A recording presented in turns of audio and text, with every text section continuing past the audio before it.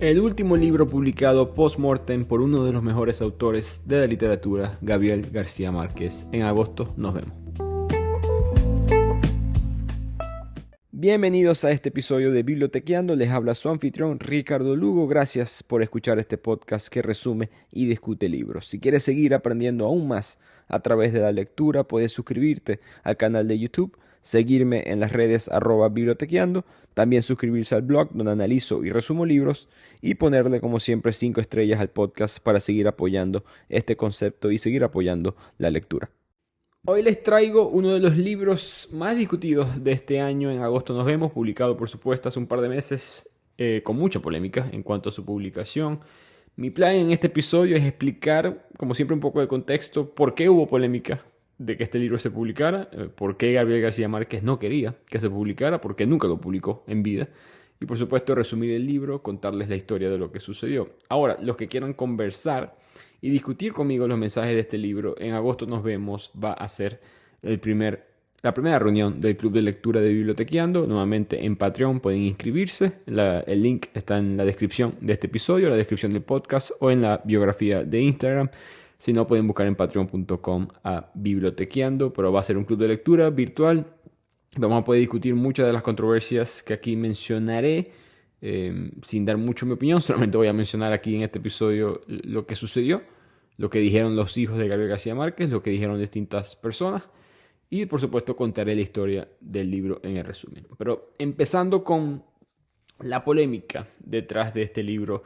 Gabriel García Márquez nunca quiso que este libro se publicara porque él trabajó largas horas, intensas horas en la obra, pero ese proceso se vio muy interrumpido por el deterioro de su memoria. Él mismo la descartó. La frase de Gabriel García Márquez fue: este libro no funciona, hay que destruirlo.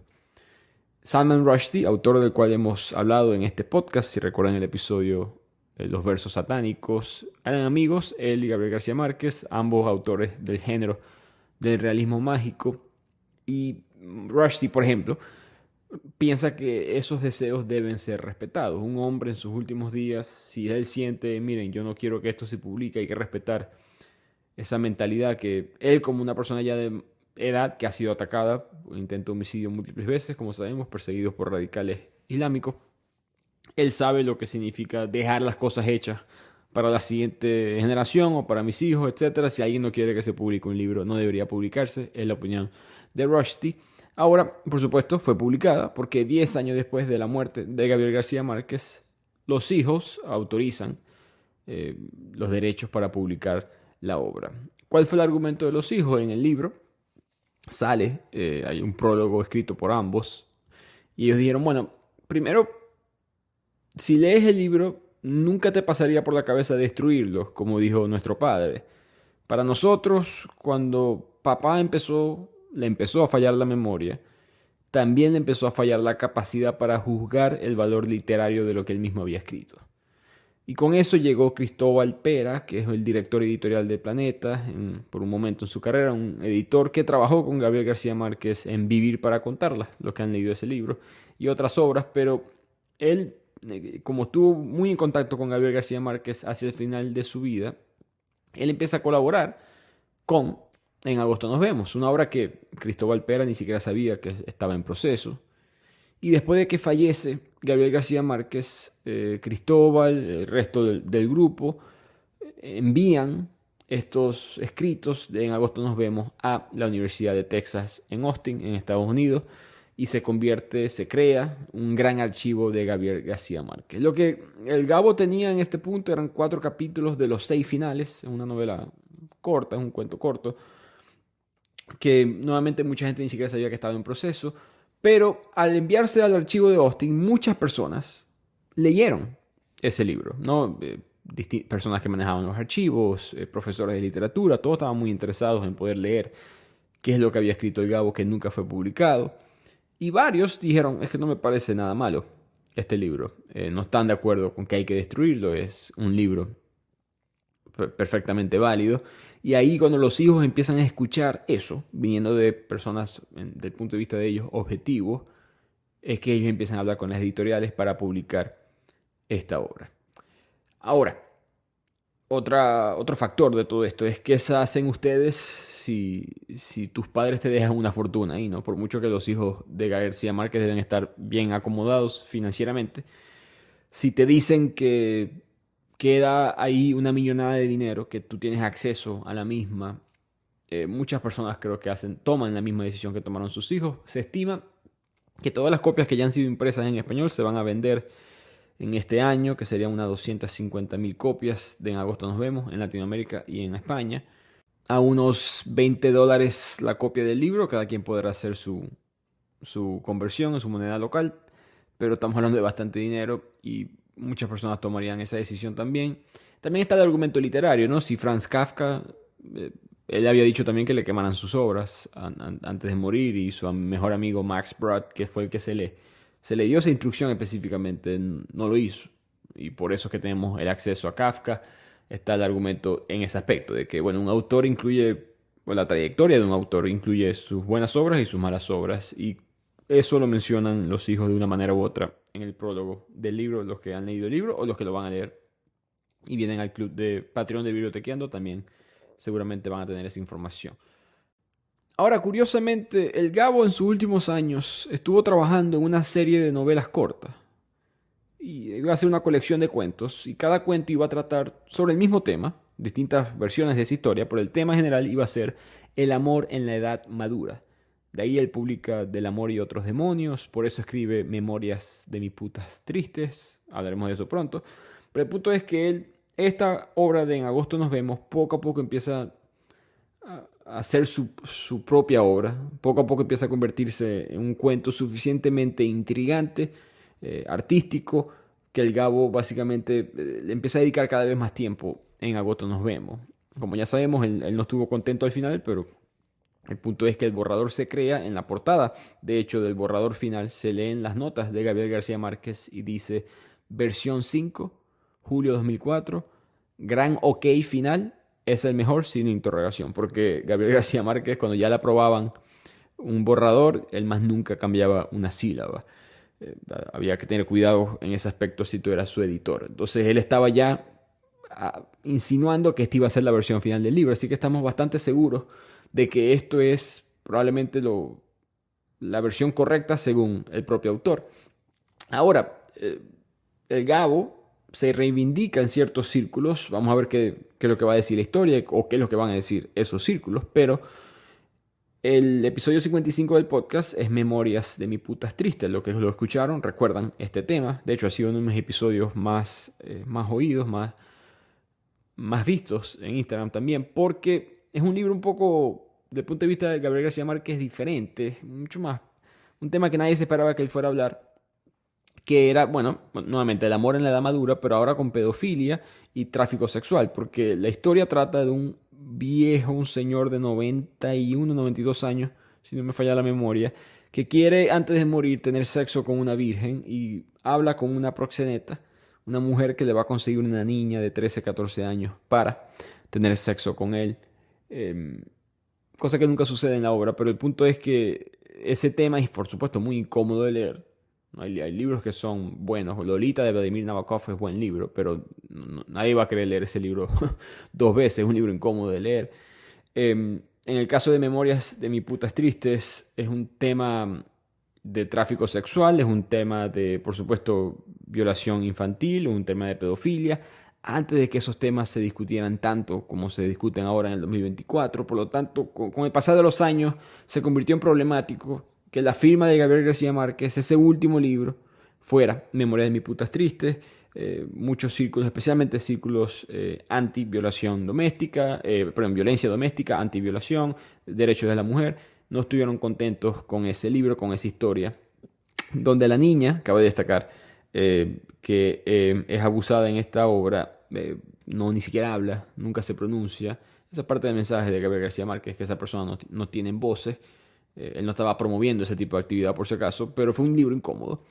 Y ahora de repente viene con En agosto nos vemos. Ahora este es su último libro y es de una mujer. Rara vez, por no decir nunca, Gabriel García Márquez tenía una mujer protagonista en sus obras. Personajes importantes, sí, ¿no? Úrsula en Cien años de soledad o la esposa del coronel, etc. Pero una mujer donde veamos a ella casi exclusivamente como la personaje relevante, importante en la obra, explorando la psicología de una persona, en este caso una persona de edad madura, sus aspectos psicológicos, sus aspectos amorosos, románticos. Es una reivindicación para muchos de estos círculos de Gabriel García Márquez, pero el tiempo lo dirá. Veremos si en verdad piensan así y veremos qué piensan, por supuesto, de la obra. Así que empecemos con el resumen, que empieza con nuestra protagonista, Ana Magdalena Bach. Ana es una mujer de 46 años, se encuentra ahorita en una isla en la costa caribeña de Cartagena, en Colombia. Se mira en el espejo, se da cuenta de esas arrugas que ya no tienen remedio, piensa un poco sobre la vida y aprendemos que ella viene a esta isla a visitar la lápida de mármol, la tumba de su madre, quien había fallecido unos 8 años antes. Ana repite este viaje todos los años, cada 16 de agosto a la misma hora, con el mismo taxi, la misma florista, ella viaja a esta isla. Normalmente ella llega a la tumba, deja unas flores a su madre y después tiene que pasar la noche en la isla y esperar hasta las 9 de la mañana del día siguiente, cuando sale el transbordador, el taxi bote, de regreso a la costa. Ana Magdalena lleva 27 años de matrimonio, un matrimonio bien avenido con un hombre que ella amaba y que la amaba a ella. Ella se casó con él sin ella nunca terminar su carrera universitaria en letras y ella era virgen en ese momento, nunca había tenido un noviazgo hasta que llegó su marido. Venía de una familia de músicos, su padre era maestro de piano, su marido también hijo de músicos, director de orquesta. Tenían un hijo que era un genio en el cello, parte de la Orquesta Sinfónica Nacional, un joven de 22 años, y su hija de 18 años, que tenía facilidad para aprender de oído cualquier instrumento, pero solamente utilizaba la música como pretexto para poder escaparse con un trompetista de jazz.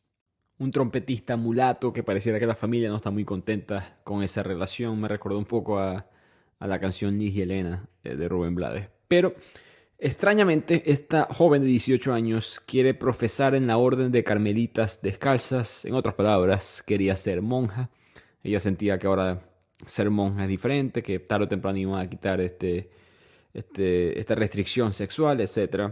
Todo era extraño para la madre en ese aspecto, pero aprendemos como lectores de Ana, de su marido, de su familia y los posibles conflictos que vamos a ver en el progreso de esta obra. Ahora Gabriel García Márquez nos describe un poco los alrededores de la isla. Vemos a Ana impresionada por la cantidad de pescadores negros que tienen los brazos mutilados por la explosión de tacos de dinamita. También habíamos visto crecer años tras años los acantilados de vidrio, los hoteles, parecen que están en aumento, mientras la aldea se empobrecía. Esos comentarios sutiles, a veces hasta un poco irrelevantes no es la palabra, pero separados del personaje principal en la historia, pero políticos y que le dan color a las obras de García Márquez. En la noche, Ana se dirige al bar del hotel, pidió un trago y desde que probó el primer sorbo se sintió pícara, se sintió alegre y ahí se le acercó un hombre de una edad similar, de 46 años, un gringo hispánico. Comenzaron a coquetear y eventualmente él le preguntó a ella: subimos, porque yo no vivo aquí. Ana dice que sí y apenas llegan al cuarto entró al baño. Se sentía nerviosa, se sentía un poco sudada. Estamos agosto en la costa colombiana. Empezó a pensar en todo, se puso un toque de pasta dental en los dientes, se limpió las partes privadas y empezó a respirar hondo porque tenía que regular la respiración y el temblor que tuvo en las manos que le entró repentinamente. Estaba mucho más nerviosa de lo que ella esperaba. Recordemos, era una virgen al momento de casarse y siempre se mantuvo fiel por ya 27 años de matrimonio. Esto era algo nuevo para ella. A lo que sale del baño, empezaron a tocarse, a sentirse. Tocó a ese hombre, se dio cuenta que ese hombre no estaba tan bien servido como su esposo, que era el único adulto que ella conocía desnudo, y tienen una noche de sexo en este pequeño hotel donde consiguieron el placer ambos más de una sola vez. La mañana siguiente, a lo que Ana se despierta, la fulmina la conciencia, le entra, percibe por primera vez la realidad de que tuvo sexo con otro hombre que no era el suyo. Y con eso en mente se voltea rápidamente en la cama para mirar a este nuevo hombre en su vida y se da cuenta de que ese hombre se fue. Nunca ella supo ni su nombre ni nada más de él. Simplemente se dio cuenta que en su libro, porque Ana leía bastante, había dejado un libro en la mesa de noche, su libro tenía un recuerdo de este hombre. A lo que ella abre el libro, adentro había un billete de $20. Así que este hombre pensó que nuestra Ana era una dama de compañía, y ahora a Ana, con esa realidad, le toca devolverse a la ciudad y empieza a ver a sus alrededores, ve el bus en el cual ella está montada, que está tan decrépito como en los años anteriores, ve la estatua de Simón Bolívar, del Libertador, que se dio cuenta ella que el caballo estaba encabritado, que la espada estaba esgrimada contra el cielo, todo estaba en bajo estado, y se empezó a dar cuenta que ese declive no era del ambiente. Tomó un tiempo darse cuenta que los cambios venían de ella misma. Ella empezó a llorar de la rabia por la frustración de lo que acababa de suceder. No saber quién es ese hombre en la isla. Además, no sabía qué hacer con el billete. Se lo quedó mirando, pensando, ¿qué hago? No sé si enmarcarlo como un trofeo o destruirlo. Lo único que le parecía claramente un insulto era gastarlo. Cuando Ana llega a su casa, ella le pregunta al marido, ¿se puede saber dónde estuviste anoche? Y él la mira asombrado. Obviamente Ana, como sabemos, acaba de ser infiel, pero ella comunica esa desconfianza, la proyecta hacia él. Pero en verdad él queda sorprendido porque aquí el autor pasa un tiempo explicando cómo fue esta relación. Era una relación que siempre estuvo muy feliz.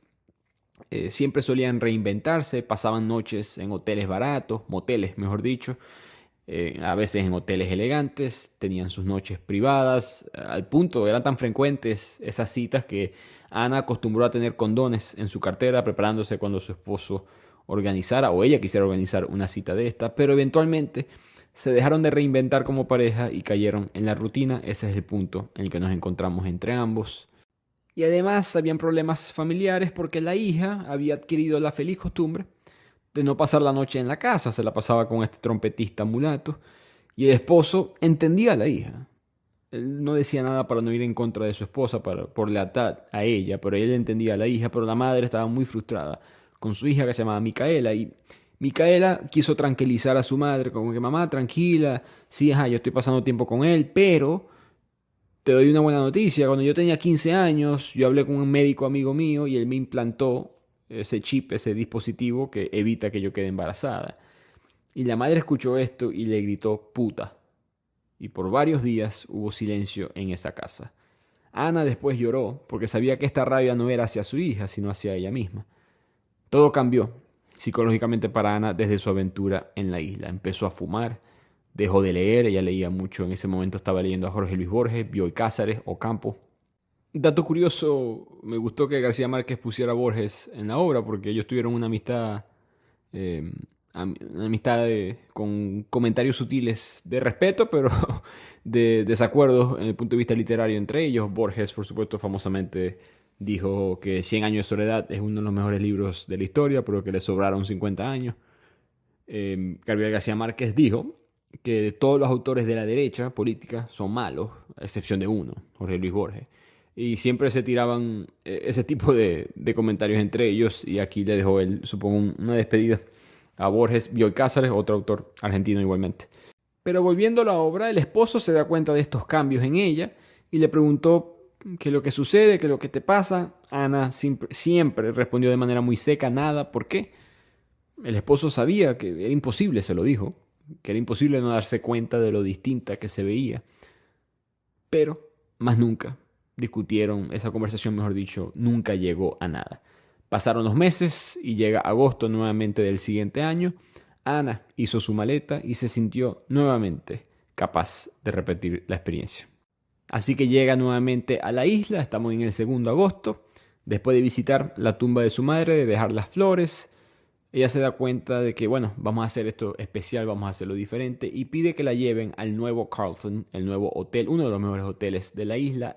El precio por esa noche en ese hotel era una cuarta parte de su sueldo mensual como maestra.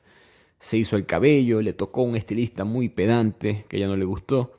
Cuando ella le preguntó al estilista cuánto costaba, le dijo $20. Y ahí mismo, después de un año, sacó ese mismo billete y se lo entregó. Y ahí ella se separa, ¿no? Creo que física y emocionalmente del billete. Llega al hotel, está un poco aturdida, perdida con la tecnología. Es un hotel elegante y hay unos botones, un teclado eléctrico para prender la bañera, prender el jacuzzi. Hay que tener la tarjeta puesta en la pared para que se puedan prender las luces. Todo esto era nuevo para ella y está un poco como que abrumada. Y decide llamar a su marido y le dice, empezando la conversación: no te imaginas la falta que me haces. Y tuvieron básicamente una experiencia de sexo telefónico, el esposo del otro lado del mar y ella disfrutando en la isla. Después de eso, ella baja a uno de los cuartos de shows, como especie de conciertos que hacían en el hotel, que se estaba presentando Elena Burke, una de las reinas del bolero, y ahí un hombre la sacó a bailar. Cabe destacar, Ana estaba ya vestida elegante, coqueta, dispuesta a este tipo de encuentro. Era un hombre, como dice ella, bello, 10 años más joven que lo que era ella. Empezaron a hablar, a coquetear, y de repente Ana empieza como a dudar, ¿no? Y de hecho se paró de la conversación y se tuvo que ir. El hombre quedó como que confundido. Propuso otros planes más inocentes, pero como dice Gabriel García Márquez, cuando una mujer se va, no hay poder humano ni divino que la detenga. En el ascensor, Ana de repente está arrepentida. Se da cuenta de que el miedo era normal, como lo sintió esa vez en el baño, en el agosto pasado, y decide devolverse a buscarlo. Él la invita a verse el eclipse, que va a haber un eclipse lunar en su camioneta. Y en esa vista, en esa camioneta, tienen relaciones. Ana nunca se preocupó nuevamente por saber quién era él, ni lo pretendió hasta unos 3 años después, cuando en la televisión ella vio la misma imagen de ese mismo hombre solicitado por las policías del Caribe como un estafador y proxeneta de viudas sin sosiego y un probable asesino de 2 de ellas. Les aviso desde ya que ese asesino y estafador más nunca sale en la obra. Quizás este es el tipo de cosas que Gabriel García Márquez se quejó. El mismo eclipse, como que sí es un eclipse, no es un eclipse, y es raro que Ana caiga por el truco de ir a ver un eclipse, pero el punto es que queda la sensación que quizás el Gabo quiso expander esa parte de la historia. No sé si lo hubiese hecho en otro estado, pero fue interesante ver cómo el segundo hombre que tiene sexo con Ana en la isla termina siendo un asesino. Volvamos a la historia. De regreso en el transbordador, en el taxibote, ya a la mañana siguiente, Ana se va del hotel, del Carlson, y encuentra a su nuevo hombre para su siguiente agosto. Ya pensando en el siguiente agosto, se consigue en ese bote taxi al doctor Aquiles Coronado, un abogado de gran prestigio, amigo suyo desde la escuela secundaria y amigo, de hecho, de su esposo. No se habían visto desde hace unos 2-3 años, pero se conocieron muy bien en la escuela secundaria. Aquiles era un especialista en los amores fáciles. Su único fracaso en esa época fue Ana Magdalena Bach. Así que esto era algo diferente para ella. Estas aventuras que había tenido en la isla. Siempre había sido un hombre que ella no conocía, un hombre extraño, sin nombre. Esto era totalmente diferente y, como mencioné, conocía a su esposo. Por lo tanto, ella se queda pensando y se da cuenta que esto es absurdo. ¿Por qué estoy esperando un año entero para someterse al azar de una noche? Es algo que yo estoy soñando. Así que ella se queda pensando en todo esto y decide para el 3 de agosto ser ella misma. No ser la escogida, sino ser ella la que escoge. Y aquí nos adelantamos a ese 3 de agosto. Ella decide vestirse como ella quería, reservar la libertad de escoger el hombre y no al azar. Y esta vez escogió una cabaña distinta, un hotel distinto, y fue a ver la presentación de Celia Cruz, y presente estaba Aquiles Coronado, ese mismo hombre que ella se consiguió en el transbordador un año antes. Hablando con Aquiles, que ya estaba un poco pasado de copas, ella le dijo: entre compadres esto es pecado mortal, insinuando lo que iba a suceder. Y Aquiles se alteró y se fue molesto a llorar de la rabia y se fue a su cama del hotel. Ella ahora queda sola y le dolía la cabeza de los tragos, de la sed, pero le dolía más haber perdido su noche. Pero perder una noche en agosto para ella en una isla es perder el año. Y ya eran las 3 de la madrugada y no había remedio. Lo perdió. De regreso en la ciudad, Ana se da cuenta de que todo había cambiado después de este tercer viaje en la isla en agosto, porque su marido empezó a hacer preguntas sobre sus noches en la isla, con quién se había visto, y con esto, comparando su propia experiencia del 1 de agosto, ella empieza a dudar: ¿será que él está teniendo una aventura? Los indicios eran fuertes. Su marido Se demoraba en la calle hasta mucho después del horario oficial del conservatorio. Recordemos que era un director de orquesta. Muchas veces cuando llegaba de regreso a la casa iba derecho al baño a perfumarse. A veces daba explicaciones demasiado precisas de dónde él estaba. Así que Ana decide, sin anestesia, sin perder tiempo, le hace la pregunta: ¿cuántas veces me has sido infiel? El marido responde: infiel, yo, nunca. Y después de muchos van y ven, de ella verle duda en sus ojos, ella le dijo por última vez quién fue la mujer, quién fue la afortunada. Y él, con una especie de lenguaje corporal rendido, decide responderle: una mujer en Nueva York, una china específicamente. Ana sintió que se le cerró el corazón, se arrepintió de haberse provocado ese dolor inútil ella misma. Había sido unos 12 años antes en un hotel de Nueva York cuando él había ido con su orquesta un fin de semana a tocar. La china era la primera violinista de la orquesta de Pekín y ahí fue que ellos dos se conocieron. Ana le preguntó a su marido: ¿cuánto le habrías puesto dentro de un libro? Y el marido: ¿libro? ¿De qué estás hablando? Si las putas no leen, dice el marido. Ana continuó: ¿cuánto le habrías dejado dentro de ese libro si hubieses creído que era una puta y no querías despertarla antes de irte? El marido: yo no tengo la menor idea. Y Ana le dice: $20. Él se sintió totalmente perdido en esa pregunta y responde al final con no sé. Y al final de la conversación, Ana, para gastar esa rabia, no con su esposo, sino más con esa mujer china, le pregunta a su marido: ¿y ella lo tenía horizontal? Refiriéndose, por supuesto, a la parte sexual de su cuerpo, pero burlándose de los ojos chinos. Eventualmente, el esposo se ríe y le dice que tranquila, que eso no fue así. Y eventualmente ya Ana no tiene más nada que decir. Y su esposo, dice Gabriel García Márquez, la vida le había enseñado que cuando una mujer dice su última palabra, todas las demás sobran. Así que no volvieron a hablar de eso, ni entonces, ni nunca jamás. Cabe destacar, este soy yo hablando, ahora no estoy resumiendo el libro. Todas las palabras feas que utilicé, putas, la referencia a los ojos asiáticos de esta mujer, son las palabras que tiene el libro y hay que ser honesto a la pluma, por eso las utilizo en los resúmenes. Yo rara vez cambio ese tipo de cosas, porque la elección de esa palabra tiene un mensaje y es importante mantenerlo. Sin mencionar que esas cosas se dicen, gente reacciona así. Y no significa que sea correcto, pero hay que contar esa historia también. Eso es parte de lo que le da realidad a la obra. Pero continúa la historia, la relación queda como en piloto automático y ahora estamos en el año siguiente, acercándonos otra vez a agosto, al 16 de agosto, cuando a Ana le toca ir a la isla. Ana toma conciencia de que tendría ya 50 años a finales del año, no muchos años menos que lo que su madre tuvo al morir. Esta vez llega a visitar la tumba de su mamá y lloró muchísimo. Lloró. La única vez que había llorado tanto fue esa primera vez, ese primer aniversario, cuando le llevó un ramo de flores. Regresó al hotel, embarrada, sucia, de la tierra del cementerio y de muy mal humor. Y dio por hecho que ella había perdido por completo otro año. Pero cuando llegó al cuarto del hotel, sonó el teléfono.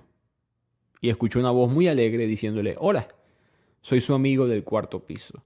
Lo que había sucedido es que ella no conseguía cuartos en el hotel, había una convención, había muchos turistas, era difícil conseguir cuartos en este hotel. Y eventualmente se hizo amigo de otro hombre que tenía esta misma situación. Ambos consiguieron un cuarto. Y este hombre, cuando la llama, le preguntó si no recibió las flores. El hombre le había mandado unas flores para que ella se las llevara a su madre. Y ahí Ana no lo dudó un instante, no se equivocó en dar el siguiente paso. Y ella con ese hombre pasó una noche inolvidable. Así que Ana pudo hacer lo que no pudo hacer el agosto pasado, que fue elegir a su hombre. Ella está en la cama y de repente empieza una conversación y el hombre le pregunta: ¿cómo te llamas? Y ella improvisó al instante, no quería que él supiera su nombre y le dice: Perpetua. Y el hombre le dice: como esa pobre santa que murió pisoteada por una vaca. Esa es Perpetua y Felicia, una historia del Imperio Romano, antes de que el Imperio Romano fuera cristiano, después de Cristo, ese periodo de 350 años aproximadamente. Estaban siendo perseguidos los cristianos, entre ellos Perpetua y Felicia, que se convirtieron en santas de la Iglesia Católica eventualmente y fueron, asesinadas de esa manera. Y ella, sorprendida, le responde a este hombre que cómo lo sabías, y él le dice: yo soy obispo. Ella se asusta, queda como que confundida de todo y él empieza a reírse, era en broma. Su oficio en verdad era vender seguros marítimos de una empresa en Curazao. Por eso que él iba muchas veces a la isla. Lo importante aquí es que él le deja a ella en el libro otro recuerdo, por esta vez no fue un billete, sino su tarjeta de negocio con su información, con su nombre, se ve más real esta aventura y eso fue un alivio para ella no lo rompió, como sin duda probablemente lo hubiese hecho con cualquier otro hombre. Hasta cuando está de regreso a la isla, la conciencia la ataca nuevamente y rompió la tarjeta en pedazos minúsculos y lo soltó en la brisa. De regreso a la isla, Ana se da cuenta que ya está ansiosa, nerviosa y que rompió esa tarjeta en gran parte porque no es que está dudando ni está preocupada por la fidelidad de su marido, sino que ella le tiene miedo, pavor a de que él tuviera algún tipo de sentido de lo que ella hacía en esa isla todos los agostos. Tuvo un sueño una noche que la sacudió, un sueño de esos que te deja sin respirar, un sueño, digamos, mojado, con ese hombre del pasado agosto, y Ana se despertó maldiciendo la hora en la que había roto la tarjeta de negocios de ese hombre. Por primera vez se preguntó por qué no se atrevía a hacer esas mismas aventuras en la ciudad, por qué en la isla, por qué esperar un año entero, cuando en el diario hay distintas oportunidades para hacer eso. Ya varias amigas suyas, 5 amigas suyas, habían tenido amores por fuera de la relación y habían mantenido a sus matrimonios estables. Pero ella no se imaginaba que la ciudad tuviera la misma magia, no fuera tan excitante, ni tuviera esas situaciones tan propicias como la tiene la isla. Hay una magia en el mar del Caribe. Pasa el tiempo nuevamente, Ana cumple los 50, estamos en el siguiente año y llegamos al 5 de agosto de la historia. Se encuentra ella frente a la tumba, llega a la isla y sufrió una conmoción porque encontró a la tumba cubierta completamente de flores. Ella le preguntó al hombre que trabajaba en el cementerio, al celador, que de dónde venían estas flores. Ella era la única que visitaba a su madre. Y él le contestó, no, las puso el Señor de siempre. Un hombre llegaba en cualquier día del año y dejaba la tumba cubierta por completo de esas flores. Y aquí es que por primera vez ella se da cuenta del misterio de por qué su madre había pedido que la enterraran en esta isla del Caribe. Ella también había tenido una aventura, un romance con un hombre en esta isla.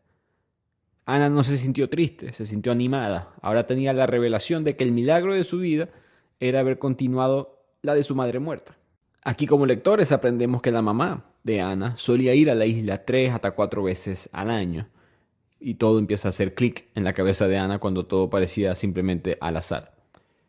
Esa noche decide ir al hotel, nuevamente animada, especialmente por esta noticia, sintiendo que estaba continuando como que el legado de su mamá, y conoce a un hombre que estaba también viendo el show de una banda de boleros. Pero cuando ella le anotó en un papel el número de su habitación para que él la fuera a visitar a ella en el cuarto, el hombre lo dijo en voz alta y todos alrededor se dieron cuenta. Ella se molestó, eso le pareció imprudente y se fue. De hecho, le dijo a él, mi hijo de 7 años hubiese cometido el mismo error.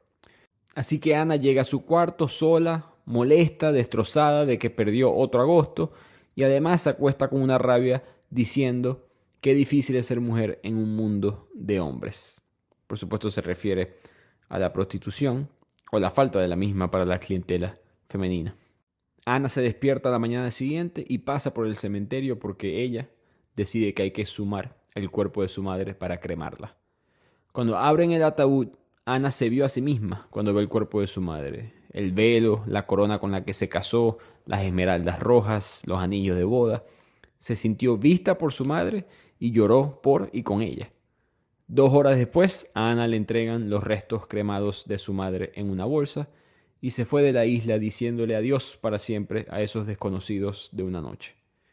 Cuando llegó a su casa, le mostró la bolsa a su esposo y le dijo, aquí está lo que queda de mi madre. Su esposo puso una cara de asustado y Ana le dice, no te asustes, que ella lo entiende. Por dentro, Ana piensa que su mamá en verdad fue la única que había entendido cuando decidió que la enterraran en la isla. Y ese es el final de la obra, con Ana cambiando de opinión, decidiendo, mejor dicho, más nunca volver a esa isla, cremando el cuerpo de su madre, sintiéndose vista por su mamá. ¿Cuál es el significado de esa escena? Lo hablaremos en el club de lectura de Bibliotequeando. Nuevamente hablaremos sobre eso, por supuesto, de estos comentarios de un mundo sin hombres, la decisión de la madre de ser enterrada en la isla, la polémica, por supuesto, de la obra y todos estos distintos mensajes que conseguimos a través de la obra. Pero espero que hayan disfrutado este libro, el último de Gabriel García Márquez. Yo pienso que sí fue excelente obra, pienso que sí tuvo calidad literaria. No estoy de acuerdo con Gabriel García Márquez con que había que destruirlo. ¿Que es su mejor libro? No, no es una obra maestra, probablemente no, tampoco. Pero es un buen libro, no es nada por lo cual estar avergonzado y en verdad me alegro que lo podamos leer hoy en día. Así que espero que hayan disfrutado el episodio y nos vemos las próximas semanas con otro libro, otra historia en Bibliotequeando.